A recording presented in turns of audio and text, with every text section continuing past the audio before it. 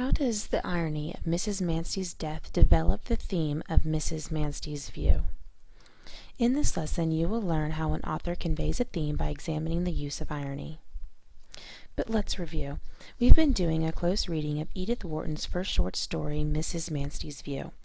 It is written in the third-person limited point of view, which means that the reader gets a very detailed description of Mrs. Manstey's thoughts and feelings. Through our reading and analysis, we have learned a lot about the inner feelings and thoughts of Mrs. Manstey. We know that she loves the view outside of her window. We also know that she is passionate about stopping Mrs. Black from building her extension because it will ruin Mrs. Manstey's view.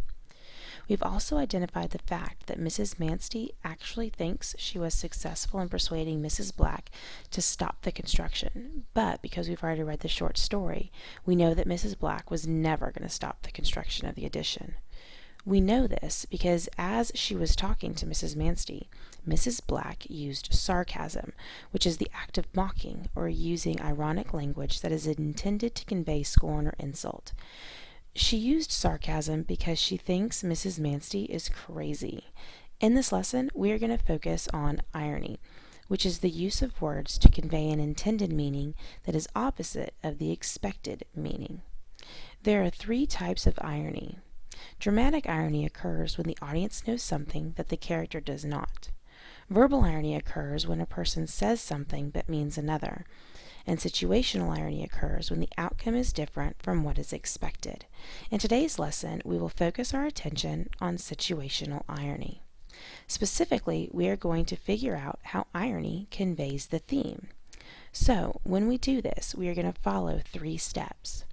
First, we're going to ask ourselves, where does the author present an event that is opposite of what is expected? Then, we're going to write a sentence that explains why the event is ironic. And third, we're going to ask ourselves, what comment is the author making through this irony? For this lesson, we are going to focus our attention on the last page, page 11. We will start by looking at the last two sentences of the first paragraph because this is where Mrs. Manstey thinks she has successfully stopped the construction, and we'll read until the end of the text. Okay, so here's the text. Let's read it one time through to remind ourselves what exactly is going on.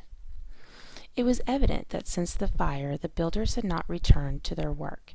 The magnolia had unfolded a few more sculptural flowers. The view was undisturbed. It was hard for Mrs. Manstey to breathe.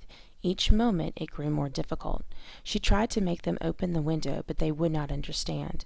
If she could have tasted the air, sweet with a penetrating elathous savor, it would have eased her. But the view at least was there. The spire was golden now.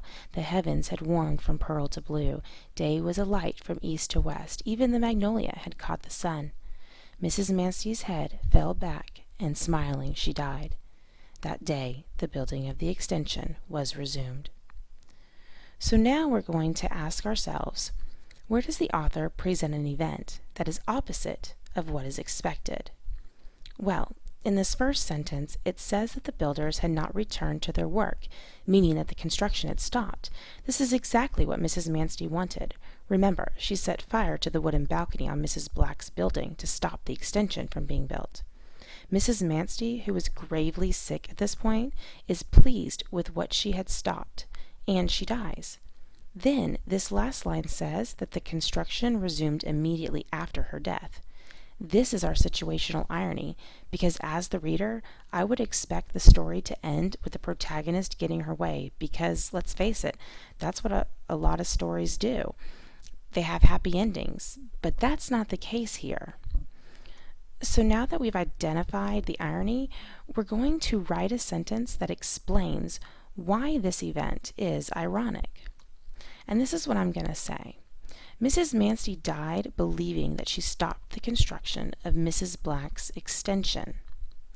But as soon as she dies, the construction resumes. Now that we have our statement identifying why the event is ironic, we can now connect it to the theme by asking ourselves, what comment is the author making through this irony? Let's first remind ourselves of the two themes we have already identified. First, the illusion of control, and then one person cannot make a difference. Our statement clearly shows that Mrs. Manstey has no control over the outcome. Mrs. Black was going to build her addition whether Mrs. Manstey liked it or not. The irony also shows that one person cannot make a difference. She thought her arson was going to have a great impact on Mrs. Black's extension, but it didn't. Again, Mrs. Black was going to continue the construction with or without Mrs. Manstey's approval.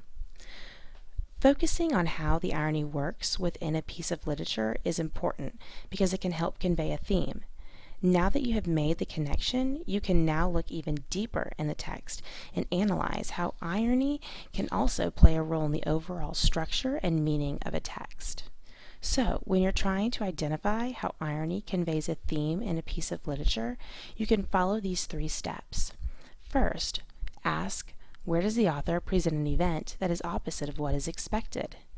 Then, write a sentence that explains why the event is ironic. And third, ask, what comment is the author making through this irony? In this lesson, you have learned how an author conveys a theme by examining the use of irony.